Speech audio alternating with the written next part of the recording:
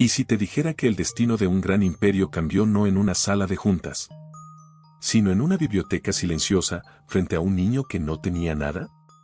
A veces creemos que los milagros llegan envueltos en riqueza, poder o contactos. Pero esta historia demuestra algo incómodo.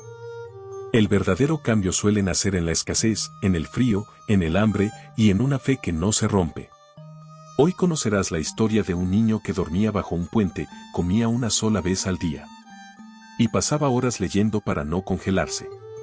Un niño que hablaba con Dios cada noche, convencido de que su sufrimiento no era el final.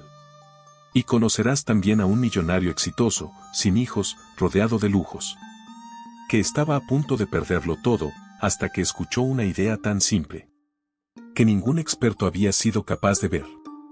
Lo que ocurrió entre ellos no fue caridad. Fue propósito. Fue fe puesta en acción. Fue un giro que cambiaría 2 vidas, y muchas más. Suscríbete antes de continuar. Porque esta historia no trata de dinero. Trata de por qué Dios a veces esconde sus respuestas en los lugares que nadie mira.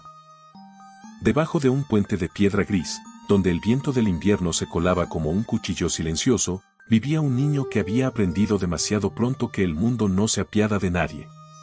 Tenía 11 años, aunque su mirada parecía mucho más vieja, y su nombre apenas lo recordaban los papeles que un día tuvo y que el tiempo terminó por borrar. Dormía envuelto en cartones, calculaba cada paso del día con precisión quirúrgica y sabía exactamente qué contenedores revisar, qué horas evitar y qué trayectos recorrer para asegurarse, al menos, una comida diaria. No pedía limosna, no lloraba en las esquinas, no estiraba la mano, observaba, analizaba y esperaba, como quien entiende que incluso la supervivencia es una forma de estrategia. Cuando el frío se volvía insoportable, caminaba hasta la biblioteca pública. Allí nadie le preguntaba nada, nadie lo expulsaba, nadie lo miraba con desprecio. Se sentaba siempre en el mismo rincón, cerca de los libros de economía, negocios y biografías de hombres que habían construido imperios partiendo de la nada. Leía con hambre, no de pan, sino de ideas. Subrayaba mentalmente conceptos, comparaba modelos, entendía patrones. Aprendió qué era el flujo de caja antes de saber qué era una infancia normal, comprendió el valor del tiempo antes de tener un reloj y descubrió que la escasez no siempre es una maldición, sino una escuela cruel que enseña a pensar mejor. Cada noche, antes de dormir bajo el puente, el niño oraba. No lo hacía con palabras bonitas ni con frases aprendidas, sino con una sinceridad desgarradora que solo nace cuando no queda nada más. Daba gracias por haber comido, pedía claridad para no equivocarse al día siguiente y le hablaba a Dios como quien habla a un padre invisible pero presente. Esa oración era su único refugio emocional, la certeza silenciosa de que no estaba solo, aunque el mundo así lo pareciera. Así pasaron 2 años. 2 años de biblioteca, frío, estrategia y fe. Hasta que un día, un hombre lo observó. Era un millonario conocido en la ciudad, siempre impecable, siempre perfumado, siempre rodeado de decisiones importantes. Le llamó la atención ver a un niño que jamás jugaba, que no corría detrás de otros niños, que no esperaba a nadie a la salida de la escuela, sino que entraba y salía de la biblioteca con una disciplina casi incómoda. Un día se acercó, con su abrigo caro y su voz segura, y le preguntó qué hacía allí tantas horas. El niño, con miedo al principio, respondió sin bajar la mirada que no tenía tiempo para juegos, que sus padres habían muerto y que la biblioteca era el único lugar donde podía crecer sin dinero. Entonces empezó a hablar. No como un niño, sino como alguien que entiende los negocios desde la lógica pura. Habló de costes, de errores comunes, de oportunidades invisibles, de cómo crear valor incluso sin capital inicial. El millonario escuchó en silencio, porque justo en ese momento atravesaba una crisis en una de sus empresas, un problema que nadie había logrado resolver. Cuando decidió preguntarle al niño qué haría él, la respuesta fue tan simple y tan brillante que lo dejó sin palabras. Aquel día, el hombre entendió que no era casualidad. Que allí había algo más que inteligencia. Que la oración silenciosa de ese niño, su fe constante y su mirada limpia estaban sostenidas por una presencia que no se ve, pero que guía. Y por primera vez en mucho tiempo, el millonario también sintió que Dios le estaba hablando, a través de un niño que vivía bajo un puente. Desde aquel primer encuentro en la biblioteca, el millonario no pudo volver a concentrarse igual. Había algo en ese niño que no encajaba con ninguna de las historias que había escuchado en su vida. No era solo inteligencia, no era solo madurez precoz, era una forma de mirar el mundo sin resentimiento, como si cada carencia fuese una pieza más de un plan que él aún no alcanzaba a comprender del todo, pero en el que confiaba ciegamente. Mientras otros niños pedían, él calculaba; mientras otros lloraban, él pensaba; mientras otros maldecían su suerte, él oraba en silencio. El niño seguía con su rutina. Se levantaba antes del amanecer, doblaba con cuidado los cartones húmedos bajo el puente y agradecía en voz baja haber pasado una noche más sin enfermar. Caminaba hasta un pequeño supermercado donde sabía que, a cierta hora, tiraban pan del día anterior. Nunca cogía más de lo necesario. Dios provee cuando no abusas, se repetía como una ley interna. Después, si el frío apretaba, se refugiaba en la biblioteca. Allí no solo leía, allí analizaba. Copiaba mentalmente estructuras de negocio, entendía por qué algunos fracasaban y otros sobrevivían, incluso en contextos hostiles. Había aprendido que el problema no era no tener dinero, sino no saber qué hacer cuando llegara. Cada tarde, antes de cerrar los libros, se quedaba unos minutos con los ojos cerrados. No pedía riquezas, no pedía una casa, no pedía una familia. Pedía dirección. Pedía no perder la humildad si algún día tenía más que otros. Pedía sabiduría para ayudar, no solo para ganar. Esa oración sencilla, repetida día tras día, lo mantenía firme incluso cuando la gente lo apartaba de las aceras, cuando lo miraban con desconfianza, cuando el hambre le hacía temblar las manos. El millonario empezó a observarlo desde la distancia. Lo vio rechazar monedas con educación, lo vio compartir un trozo de pan con otro vagabundo mayor que apenas podía caminar, lo vio salir de la biblioteca con libros prestados y volverlos intactos, como si entendiera que la confianza es un capital más valioso que cualquier inversión. Aquello lo descolocó. Él, que había negociado con tiburones, que había despedido a cientos de personas sin dormir mal una sola noche, empezó a sentir una inquietud nueva, casi incómoda. Una tarde decidió invitarlo a sentarse. No en un despacho, no en un restaurante caro, sino en un banco del parque. Le preguntó cómo sobrevivía. El niño respondió con naturalidad, explicando su sistema diario como quien explica una contabilidad básica. Una comida asegurada, 0 gastos innecesarios, tiempo invertido en aprender, fe constante para no rendirse. Cuando el millonario le preguntó si no estaba enfadado con Dios por todo lo que había vivido, el niño lo miró con serenidad y dijo algo que lo desarmó por completo: si sigo vivo y pensando, es porque Él aún no ha terminado conmigo. Aquella frase quedó resonando. Porque el niño no lo sabía, pero mientras dormía bajo el puente y lloraba con frío, algo mucho más grande ya estaba moviéndose. No solo para cambiar su vida, sino para transformarla de muchos otros que aún no sabían que dependían de él. El problema del millonario no era un número concreto, ni una mala racha pasajera. Era algo más profundo y, precisamente por eso, más peligroso. Su empresa seguía vendiendo, seguía facturando, seguía funcionando por fuera, pero por dentro se estaba vaciando. Demasiadas decisiones tomadas desde despachos lejanos, demasiados intermediarios, demasiada gente cobrando sin tocar nunca la realidad. El dinero se escapaba por pequeñas grietas invisibles que nadie quería mirar porque aceptar su existencia implicaba cambiarlo todo. Cuando el niño volvió a sentarse frente a él, no se impresionó por la oficina ni por las pantallas llenas de gráficos. Escuchó con atención, como siempre hacía. El millonario le explicó el problema con palabras simples, sin adornos. Entonces el niño pidió algo inesperado: papel y lápiz. Dibujó 3 círculos. En el primero escribió clientes, en el segundo trabajadores y en el tercero directivos. Luego trazó flechas largas y enredadas entre ellos. Aquí se pierde el dinero, dijo. Porque nadie escucha al que está en medio. Explicó su idea con calma. Dijo que la empresa no necesitaba vender más, sino gastar menos haciendo las cosas mejor. Que había demasiadas órdenes innecesarias, demasiados pasos para llegar a una decisión simple. Propuso algo que cualquiera podía entender: reducir capas, dejar que los trabajadores que trataban con el cliente decidieran cómo resolver problemas pequeños sin pedir permiso a 5 personas distintas. Menos reuniones, menos informes, más responsabilidad real. Si algo no aportaba valor directo al cliente, debía desaparecer.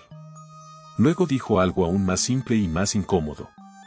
Cuando la gente siente que confían en ella, trabaja mejor. Y eso cuesta menos dinero que vigilarla todo el tiempo. El millonario se quedó en silencio. Porque entendió. No era una teoría complicada. Era sentido común, algo que había olvidado en su carrera por crecer más rápido que los demás. Aquella idea no venía de libros caros, sino de alguien que había aprendido a sobrevivir optimizando cada gesto de su día. Esa misma tarde, el millonario tomó una decisión. Reservó una habitación de hotel para el niño. No por caridad, sino por respeto. Le dijo que se lo había ganado, que necesitaba descansar, que al día siguiente seguirían hablando. El niño aceptó con una mezcla de gratitud y pudor. Antes de subir a la habitación, se sentó en la cama, tocó las sábanas limpias y cerró los ojos. Oró. No pidió quedarse allí para siempre. Agradeció esa noche concreta. Pidió no olvidar nunca de dónde venía. Durmió profundamente por primera vez en años. Sin frío. Sin miedo. Sin cartones. Y mientras dormía, sin saberlo, la empresa del millonario empezaba a cambiar de rumbo. Porque una idea clara, nacida de la escasez y sostenida por la fe, había abierto una grieta por donde entraría algo que ninguno de los dos esperaba, un futuro distinto para muchos más. El encuentro en la biblioteca dejó de ser casual. Lo que había comenzado como una conversación inesperada entre dos mundos opuestos se transformó, con el paso de las semanas, en una rutina silenciosa y precisa, casi sagrada. El millonario llegaba siempre a la misma hora, sin escolta, sin prisas, con un abrigo sencillo que intentaba borrar las diferencias, aunque nunca del todo. El niño ya estaba allí, como siempre, con uno o dos libros abiertos, un cuaderno gastado y esa calma extraña que no se aprende, que nace. Se sentaban frente a frente en la misma mesa de madera, lejos del ruido. No había discursos grandilocuentes ni promesas vacías. Había preguntas claras y respuestas aún más claras. El niño hablaba con respeto, sin imponerse, consciente de que el conocimiento no necesita levantar la voz para ser escuchado. Escuchaba antes de opinar, pensaba antes de aconsejar, y cuando no estaba seguro de algo, lo decía sin miedo. Esa honestidad desarmaba al millonario más que cualquier cifra. Cada encuentro tenía un propósito. A veces analizaban decisiones ya tomadas, otras veces imaginaban escenarios posibles. El niño siempre empezaba por lo mismo, entender el problema desde dentro. Preguntaba quién sufría las consecuencias, quién se beneficiaba realmente, quién tomaba decisiones sin asumir responsabilidades.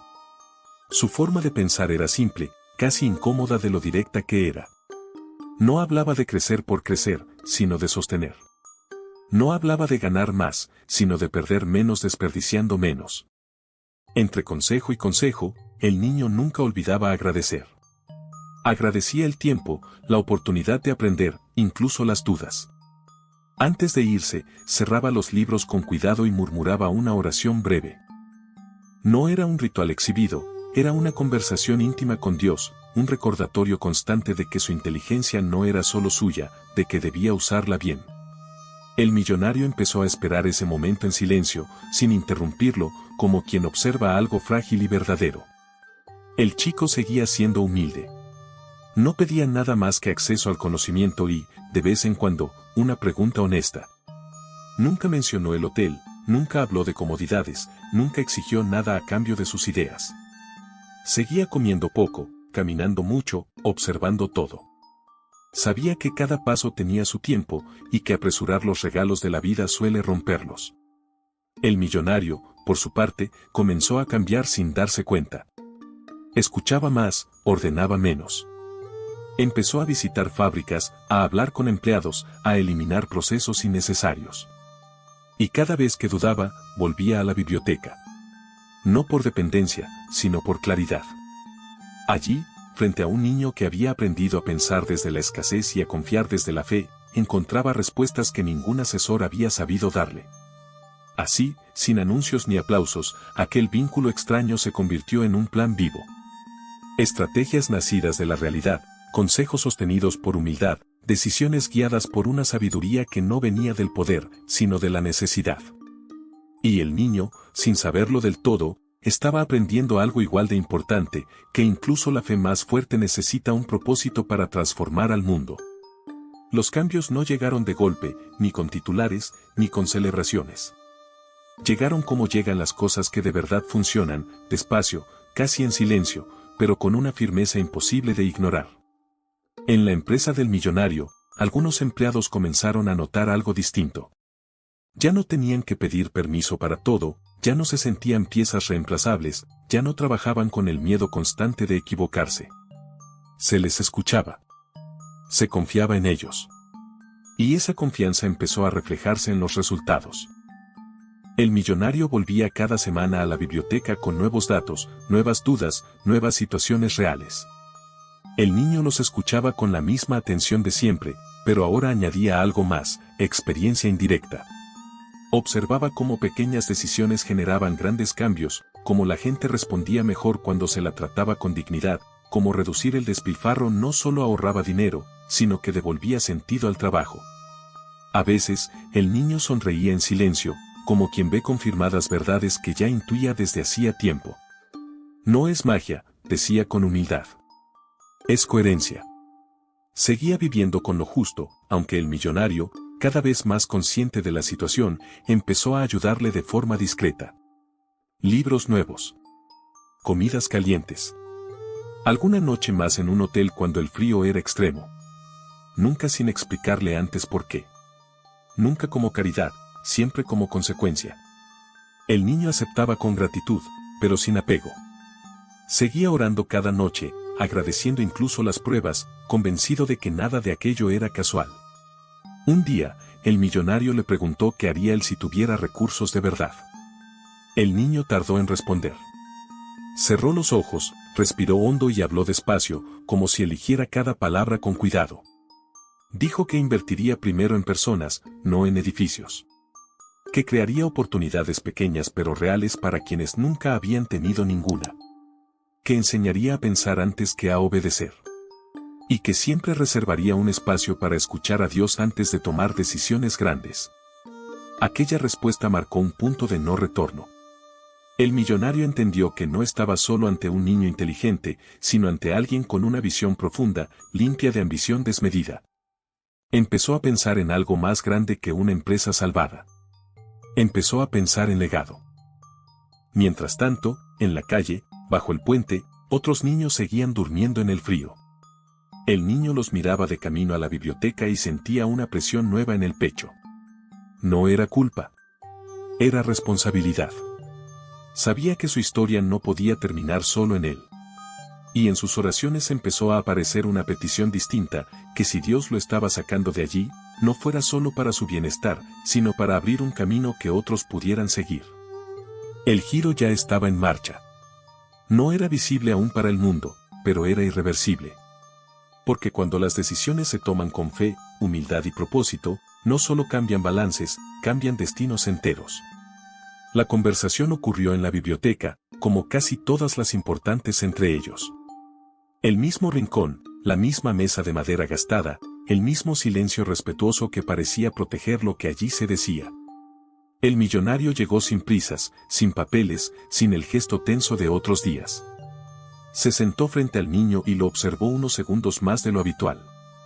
El chico lo notó, pero no preguntó. Había aprendido que algunas palabras necesitan madurar antes de salir. He estado pensando mucho, dijo por fin el hombre, con una voz más baja de lo normal. En todo lo que me has ayudado a entender. El niño bajó la mirada por costumbre, no por inseguridad. Antes de responder, cerró los ojos apenas un instante. Oró en silencio. Siempre lo hacía cuando sentía que algo importante estaba por suceder. No pidió ventajas, no pidió protección. Pidió claridad. El millonario fue directo. No adornó la propuesta, no la envolvió en frases bonitas. Dijo que gracias a sus consejos la empresa había empezado a respirar, que había tomado decisiones que nadie más se había atrevido a tomar, que había recuperado algo que creía perdido. Luego hizo una pausa. Una de esas pausas que pesan. Quiero hacerme cargo de tu educación y de tu manutención. El niño levantó la vista de golpe. El hombre continuó antes de que pudiera decir nada. No como caridad. No como compasión. Como un trato justo. Tú me has dado algo de un valor incalculable con tus ideas, tu forma de pensar, tu honestidad. Yo quiero pagarlo asegurándome de que puedas estudiar, comer bien y dormir bajo techo. Las palabras atravesaron al niño como una corriente caliente después de años de frío. Sintió cómo se le llenaban los ojos de lágrimas sin poder evitarlo. No eran lágrimas de alivio solamente. Eran lágrimas acumuladas de rechazo, de noches duras, de sentirse invisible. Por primera vez, alguien no lo estaba ayudando, lo estaba reconociendo. Apretó los labios, respiró hondo y dejó que una lágrima cayera sobre el libro que tenía delante. En su interior dio gracias a Dios con una intensidad que le hizo temblar el pecho. Gracias por no haberlo soltado cuando nadie miraba. Gracias por haberle dado fuerza para resistir sin volverse amargo. Gracias por ese momento exacto. Acepto, dijo al fin, con la voz quebrada. Pero quiero seguir aprendiendo, y seguir siendo yo. El millonario asintió despacio. No sonrió. No celebró. Simplemente aceptó la respuesta con una seriedad que sorprendía. No explicó nada más. No añadió condiciones. No dio detalles. Aquello, lejos de cerrar la conversación, la dejó abierta. Esa tarde, al salir de la biblioteca, el niño caminó sin rumbo durante horas. Se sentó en un banco del parque cuando el sol empezaba a caer y lloró en silencio, con las manos abiertas hacia el cielo. No pidió que la vida fuera fácil. Agradeció que, por primera vez, alguien creyera en él sin pedirle que dejara de ser quien era. No sabía qué significaría realmente aquel acuerdo. No sabía hasta dónde lo llevaría. Y tampoco sabía por qué ese hombre estaba dispuesto a hacer tanto. Pero algo dentro de él, muy profundo, le decía que aquel no era un final, sino el principio de algo que todavía nadie podía ver. El cambio no fue inmediato, y eso fue lo que más descolocó al niño. No hubo celebraciones, ni discursos, ni una sensación clara de ahora todo estará bien. Hubo silencio. Hubo rutina. Hubo una transición lenta, casi incómoda, entre la vida que conocía y la que empezaba a rozar sin atreverse todavía a tocar del todo. El niño comenzó a estudiar. Libros nuevos, horarios, profesores. Al principio le costó dormir en una cama de verdad. El cuerpo estaba acostumbrado a la dureza del suelo, al frío que te mantiene alerta incluso cuando cierras los ojos. Más de una noche se despertó sobresaltado, con el corazón acelerado, como si aquello pudiera desaparecer de un momento a otro. Entonces se sentaba en la cama, juntaba las manos y oraba en silencio. No pedía seguridad eterna. Pedía fortaleza para no olvidar quién había sido. Seguía yendo a la biblioteca. No porque lo necesitara, sino porque lo necesitaba. Era el lugar donde todo había empezado, donde se sentía pequeño y grande al mismo tiempo. Allí seguía encontrándose con el millonario, aunque ahora las conversaciones eran distintas. Más profundas. Más humanas. Hablaban menos de empresas y más de decisiones. De consecuencias. De personas que no salen en los informes. El niño escuchaba y observaba. Notaba que el millonario estaba cambiando, pero no entendía del todo hacia dónde. Había días en los que el hombre parecía cargar un peso invisible, como si algo dentro de él estuviera buscando forma. No hablaba de ello. Guardaba silencio. Y ese silencio empezaba a inquietar al niño, no por miedo, sino por intuición. En el colegio, algunos profesores se sorprendían por su forma de pensar. No respondía como los demás niños. Preguntaba por qué antes que cómo. No buscaba destacar. Buscaba comprender. A veces lo miraban con admiración, otras con desconfianza. Él aceptaba ambas cosas con la misma serenidad. Había aprendido que no todos entienden a quien ha tenido que crecer demasiado pronto. Por las noches, cuando todo se calmaba, sentía el peso real del cambio. No era solo gratitud. Era responsabilidad. Pensaba en los niños que seguían bajo los puentes, en los que no tenían biblioteca, ni libros, ni a nadie que los mirara dos veces. Esas imágenes lo perseguían más que el hambre de antes. Y en sus oraciones empezó a repetirse una frase nueva, casi temblorosa: si me has traído hasta aquí, enséñame para qué. El millonario lo observaba a distancia. No intervenía más de lo necesario. No le explicaba nada. No le prometía nada. Lo dejaba crecer, equivocarse, dudar. A veces lo miraba como se mira algo valioso que aún no se sabe cómo proteger. Otras veces, como quien ve reflejada una parte de sí mismo que había estado dormida demasiado tiempo. El niño sentía que algo se estaba preparando, como cuando el aire cambia antes de una tormenta. No sabía qué. No sabía cuándo. Pero sabía que su vida ya no giraba solo en torno a sobrevivir. Ahora estaba aprendiendo a sostener algo mucho más pesado, la posibilidad de impactar a otros.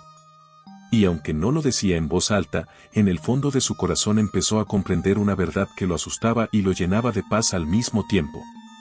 Su historia ya no le pertenecía solo a él. El día no se anunció. No hubo preparación previa, ni frases solemnes, ni advertencias. Fue una tarde aparentemente normal, una más entre estudios, lecturas y silencios compartidos. El millonario le pidió al niño que lo acompañara a caminar. Nada más. No explicó a dónde iban ni por qué. El niño aceptó, como siempre, confiando más en la calma que sentía dentro que en las respuestas externas. Caminaron durante un largo rato. Atravesaron calles conocidas, luego otras que el niño reconoció demasiado bien. El ruido cambió.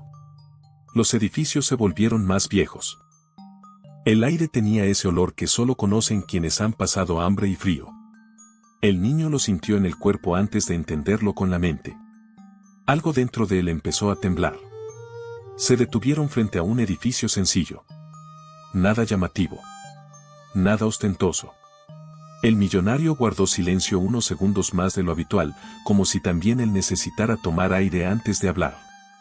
Quiero que mires bien este lugar, dijo finalmente. Y dime qué ves. El niño observó. Vio desgaste, vio abandono, vio potencial. Vio niños sentados en el suelo, adultos cansados, miradas apagadas. Vio lo que había sido su vida no hacía tanto. Tragó saliva. El pecho se le cerró. Veo, gente que nadie espera, respondió en voz baja. El millonario asintió. Entonces habló. Sin rodeos. Sin adornos. Le explicó que llevaba tiempo trabajando en algo más grande de lo que jamás había mencionado. Que sus ideas, su forma de pensar, su humanidad, habían encendido algo que ya no podía apagar. Que no se trataba solo de salvar una empresa, sino de construir algo que no existía para personas como él había sido. Un lugar donde nadie tuviera que elegir entre comer o aprender. Donde el conocimiento no fuera un privilegio. Donde la dignidad no dependiera de la suerte. El niño sintió que las piernas le fallaban. Se sentó en el bordillo de la acera. Las lágrimas comenzaron a caer sin permiso. No eran suaves. Eran profundas. Eran antiguas. Lloró por el niño que fue. Por las noches bajo el puente. Por las oraciones en silencio. Por cada vez que se preguntó si Dios lo había olvidado. ¿Por qué yo? Logró decir entre sollozos. El millonario se sentó a su lado, sin tocarlo, respetando el momento. Porque tú no sobreviviste para huir de ese mundo, respondió. Sobreviviste para entenderlo. El niño levantó la mirada. En ese instante, todo encajó. Cada página leída para no congelarse. Cada día de hambre. Cada noche de oración. No había sido castigo. Había sido preparación. Sintió una mezcla brutal de miedo y propósito. No era pequeño lo que se le estaba mostrando. Era demasiado grande. Y, sin embargo, en su interior apareció una paz absoluta. Cerró los ojos. Oró. No pidió fuerza. Dio gracias. Gracias por haberlo llevado hasta allí sin romperlo. Gracias por no haberle quitado la fe cuando todo invitaba a perderla. Gracias por permitirle volver, no como víctima, sino como respuesta. Cuando abrió los ojos, ya no había duda. No quiero que nadie pase por lo que yo pasé, dijo. Pero si pasan, quiero que encuentren una puerta abierta. El millonario no respondió. No hizo falta. En ese silencio, ambos entendieron que ya no había vuelta atrás. Porque cuando alguien descubre que su dolor tenía sentido, ya no vive para sí mismo. Y ese fue el momento exacto en el que la historia dejó de ser solo suya y empezó a pertenecer a todos los que alguna vez se sintieron olvidados. La inauguración no tuvo música. No hubo globos, ni cámaras, ni discursos largos. El edificio seguía siendo sencillo, casi invisible para la ciudad, como lo habían sido durante años quienes ahora cruzaban su puerta. El niño, ya no tan niño, llegó temprano. Caminó despacio por los pasillos vacíos, tocando las paredes con los dedos, como si necesitara comprobar que aquello era real. Cada paso resonaba dentro de él como un eco antiguo. Recordó el puente. Recordó el frío que mordía los huesos. Recordó el hambre que te enseña a pensar rápido o a rendirte. Y entonces ocurrió algo que no esperaba. El primer niño entró. Tenía la misma edad que él cuando dormía en la calle. La misma mirada alerta. La misma desconfianza silenciosa. Se quedó parado en la puerta, sin atreverse a avanzar. El joven lo vio, y algo se le rompió por dentro. No pudo moverse durante unos segundos. Era como mirarse a sí mismo desde el pasado. Se acercó despacio. No habló de oportunidades, ni de futuro, ni de normas. Se agachó para estar a su altura y dijo solo una frase. Aquí no tienes que demostrar nada para quedarte. El niño rompió a llorar. Y en ese llanto se desató todo lo que había estado contenido durante años. El joven se levantó, caminó hasta un rincón vacío y se apoyó contra la pared. Las piernas le temblaban. Las lágrimas comenzaron a caer sin control. No eran lágrimas bonitas. Eran lágrimas sucias de pasado, de preguntas sin respuesta, de noches pidiéndole a Dios una señal. Allí, de pie, entendió la verdad más dura y más hermosa de su vida. Si no hubiera sufrido, no habría sabido sostener ese dolor ajeno. Uno a uno fueron entrando más niños. Más historias. Más miradas rotas. Y con cada una, sentía el peso de algo irreversible. Ya no podía volver atrás. Ya no podía vivir solo para sí. Su fe, que lo había mantenido vivo, ahora lo estaba empujando a cargar con otros. El millonario observaba desde lejos. No intervenía. No hacía falta. Tenía los ojos húmedos. Durante toda su vida había construido cosas que llevaban su nombre, pero nada había sido tan real como aquello. Por primera vez entendió que su verdadero legado no sería recordado por cifras, sino por vidas que nunca sabrían cuánto habían estado a punto de perderse. Esa noche, cuando el centro cerró, el niño se quedó solo. Se sentó en el suelo, en medio del silencio, y oró como nunca. No pidió fuerzas. No pidió éxito. Dijo algo mucho más peligroso. Si este es el camino que me preparaste, no me sueltes cuando duela. Porque ahora sabía que dolería. Que habría fracasos.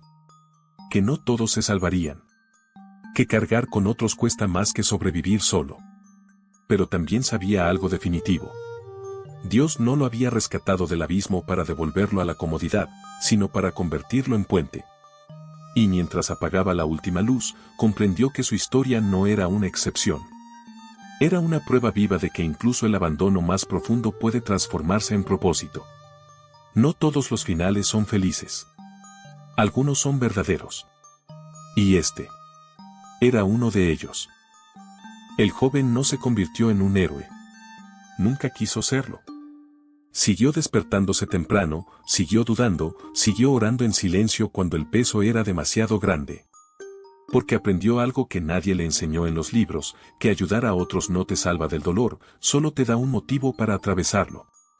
A veces, al cerrar el centro por la noche, se quedaba unos minutos más. Caminaba despacio por los pasillos vacíos, escuchando el eco de las voces del día. Entonces recordaba al niño que fue. El que dormía bajo un puente. El que le hablaba a Dios sin saber si alguien escuchaba. Y entendía que no había sido olvidado, había sido preparado. No todos los que entraron se quedaron. No todos cambiaron. No todos se salvaron. Y eso también dolía. Pero cada vez que alguien dudaba de sí mismo y aún así daba un paso más, cada vez que alguien elegía no rendirse, algo se encendía de nuevo. No afuera. Adentro. Porque el verdadero milagro nunca fue el dinero, ni el edificio, ni el millonario. El verdadero milagro fue descubrir que no somos lo que nos pasó, sino lo que decidimos hacer con eso. Tal vez tú también has pasado frío en otro sentido. Tal vez has sobrevivido sin entender por qué. Tal vez has cargado con preguntas que nadie respondió. Si esta historia tocó algo dentro de ti, no la guardes en silencio. Compártela con alguien que la necesite. Y si quieres seguir escuchando historias que no entretienen, sino que despiertan, suscríbete ahora al canal. Déjame en los comentarios una sola cosa. ¿Qué parte de tu historia todavía no entiendes, pero sientes que algún día tendrá sentido? Porque a veces, lo único que separa a una vida rota de una vida con propósito es atreverse a creer que tu historia aún no ha terminado.